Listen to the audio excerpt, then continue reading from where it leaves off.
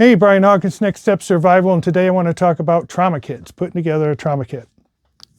May is Trauma Awareness Month, along with Mental Health Awareness Month and a bunch of other months. So this is just one of the videos I've been wanting to do. I did a blog post or article on this, I think last year, 2023, on building a trauma kit, and I've been wanting to do a video, and it seemed like a good month to do it. So along here is 9 different trauma kits with various packs and some solo ones. And I'm just going to go over one. So I'm just going to pick one trauma kit, go over some of this stuff, and then we'll show you some different options and talk about it just for a couple minutes. It's going to be a very short video, and I'm using only my cell phone today. It's my wife gets off work in 15 minutes. I want to try to knock this out as quick as possible with no edits and everything. It's been a crazy weekend. All right, stand by.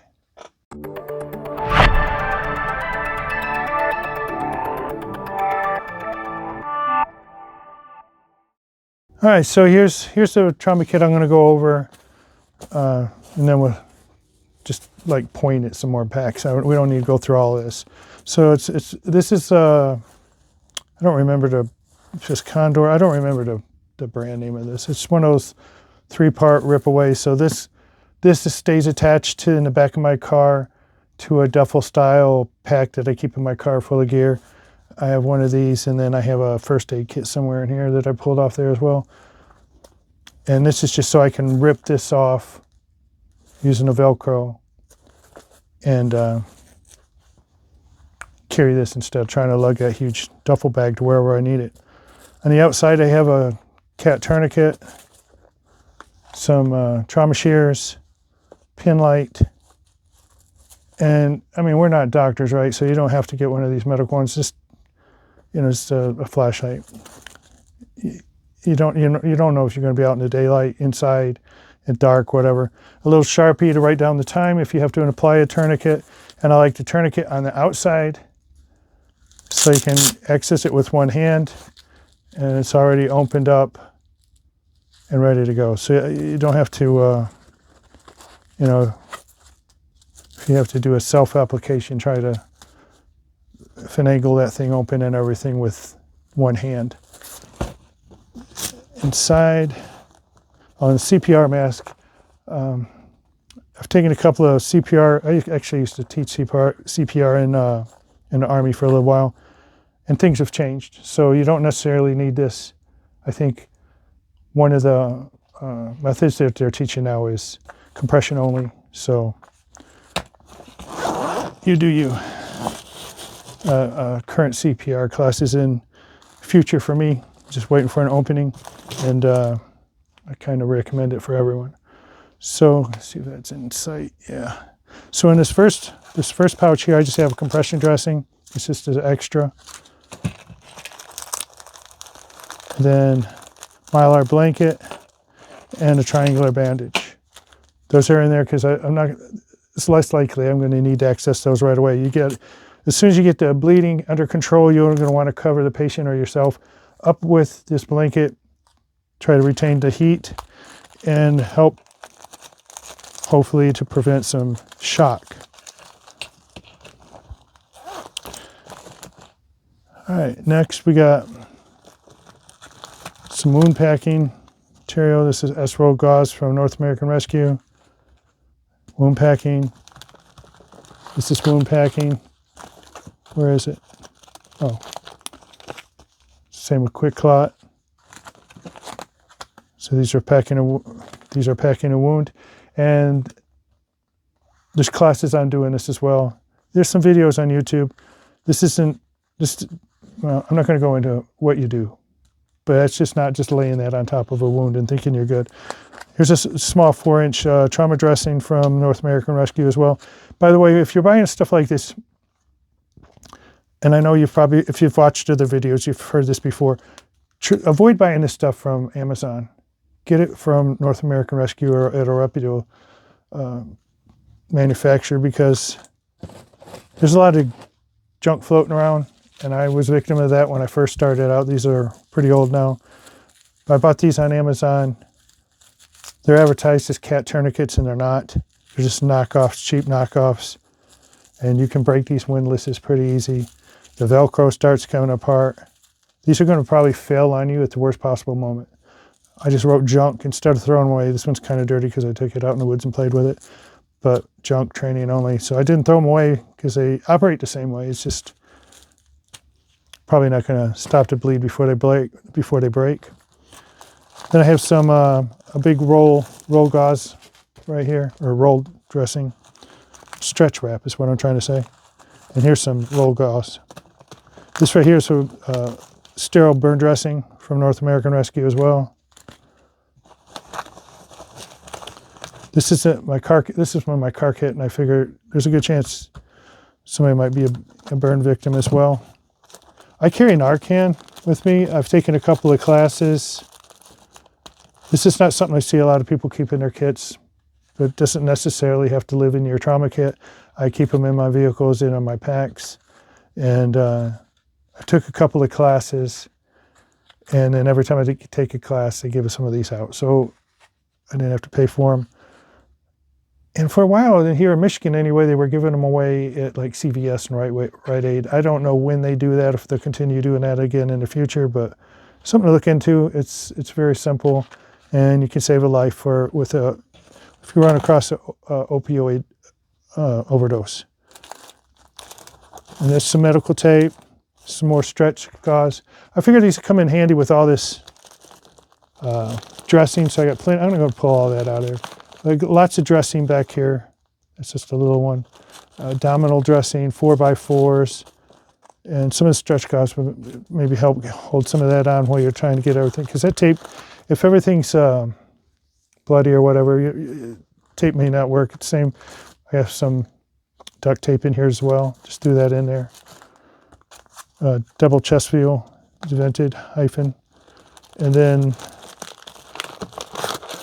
some more Z-Pack dressing. So 3 different forms of wound packing. And that's pretty much it. This is all white right here. Can you see that? Let me bring that up a little bit. See how that looks like it's corroded? I didn't know what was causing that. This happened to 2 of my packs. And it turned out one of these ice packs, instant cold pack, got old, got broke open, leaked all over, and corroded inside of 2 of my kits. So anything like this now goes inside a Ziploc bag too as well, so it doesn't do that. I thought I'd just bring that up, maybe prevent that from happening to you. All right, so there's one complete for me trauma kit. No nose hose, no chest decompression needle. I'm not qualified or trained to use any of that stuff, so I don't even carry it. I have some of that stuff. I just bought them, and now I don't use them. In fact, here's one right there. So that little nose hose, I don't even carry it now. I know there's, you can carry that and hope that somebody knows how to use it. This actually isn't that difficult. I haven't had the nerve to try this on myself yet. If you want to volunteer, I'll try it on you. But honestly, I wouldn't know when to use this, so it's not going in my kit. I don't have the experience or the training. And I put all this aside, and then we're just going to go over some of this pack. I'm not going to go over it. I'm just going to point a couple of things out. Okay. Some people are carrying these. I've seen this on YouTube, and I thought I'd just bring it up. Instead of the chest seals, if that's not something that you can afford, some people are carrying this, and I got a bunch of these. I don't even remember, probably Rite Aid or CVS or something. These little Vaseline gauze strips, and not for the it's for the Mylar wrapper, right? So that's sterile inside there. You open it up, put sterile side down. Maybe you can use it for a chest seal. I'm not an expert or a medical professional in any way. I should have told you that. I'm just a blogger, truck driver, prepper, blah, blah, blah. I don't have any professional label at all on my name as far as medical, so this is all informational purposes only. I'm not telling you what to do. Some people are carrying this if you want to save a few dollars. Seems like it those have got very sticky adhesive, those chest seals do, and this may be difficult. But that's kind of what they taught us in the Army in the 80s. At the back of our little single medical kit, first aid kit or whatever it was on our LB, and it was just one little compression bandage is all it was. And we were supposed to use the back of that for chest seal, for what they called sucking chest wound, which is a cool name. Anyway, so there's that one there. This is the one, like I said, I keep in the back of my car. I have this, and this is another car kit. Let me get that out of there. This is another one I keep in my car, another car kit, complete, same contents, pretty much the same layout. This one here is not pull apart. It's a little bit smaller, so it's a little stuffed fuller or packed a little tighter. And trauma shears are metal, but yeah, it's a little CPR mask right there. And I just keep this in the front of my car. This is in the back of my car, whatever car I'm in. So these are in the back, but if I want to access something from inside the car, I can grab this. It's behind my headrest. Also, in every vehicle, we have 3 cars, every one of them within reach behind the steering wheel. When you're behind the steering wheel, within reach, I have a tourniquet, along with a window breaker and a seatbelt cutter.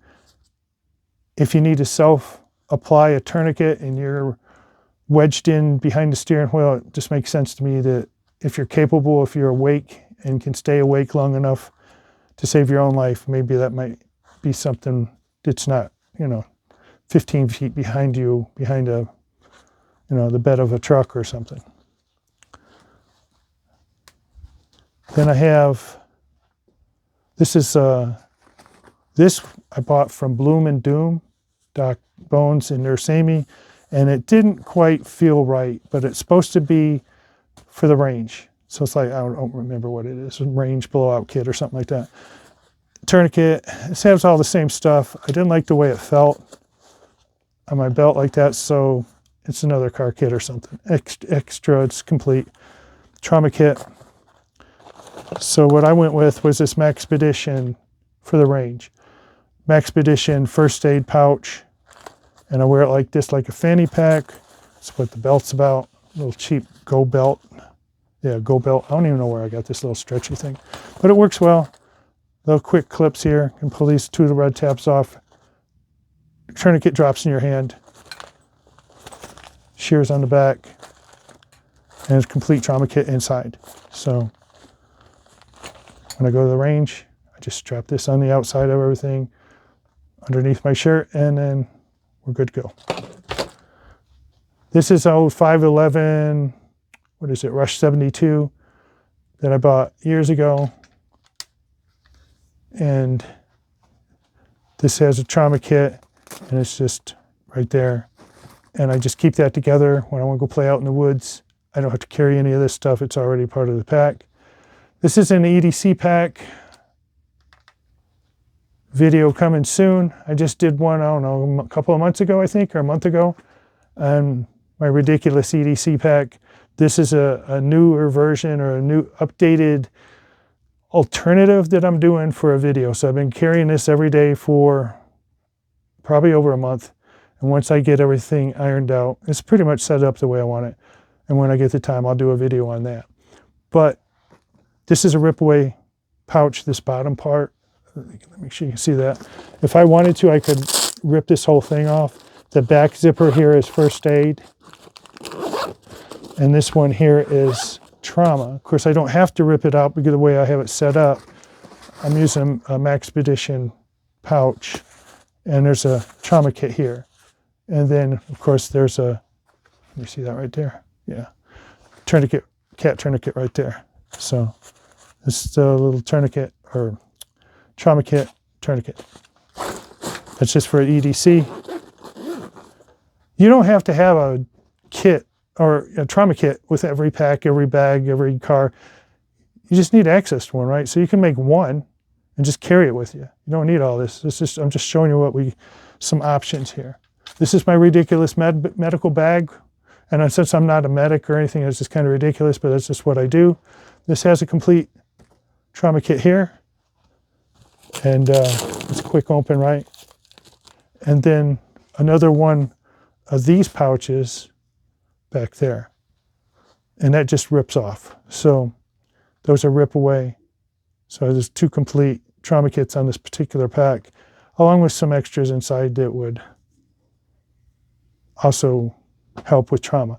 So this would be something that I would throw in the back of my car or truck or something if I was going somewhere where I thought there was a risk of active shooter or something like that.